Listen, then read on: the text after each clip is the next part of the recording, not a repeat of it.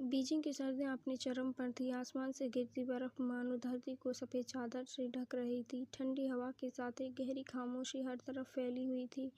ली मई एक शांत स्वभाव की चीनी युवती अपनी छोटी सी कॉफ़ी शॉप की खिड़की के पास खड़ी बाहर देख रही थी।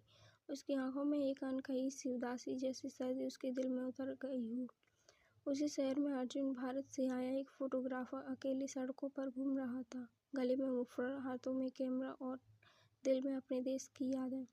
बाहर से वह मजबूत पर अंदर से बहुत अकेला। एक दिन अर्जुन उसी कॉफ़ी शॉप में दाखिल हुआ। उसने धीमे स्वर में कहा, एक गर्म कॉफ़ी कृपया।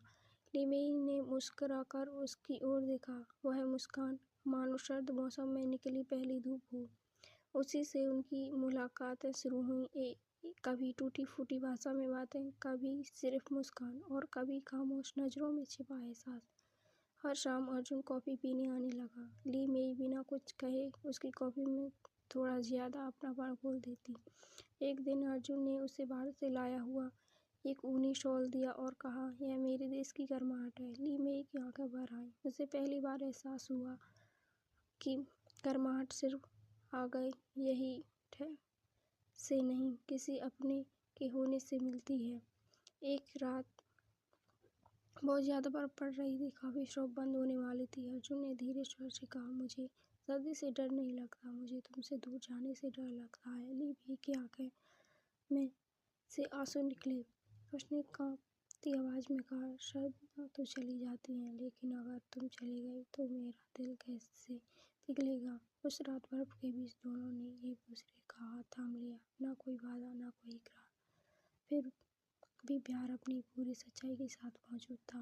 पर जिंदगी हर कहानी को आसान नहीं बनाती। अर्जुन का वीजा समाप्त होने वाला था।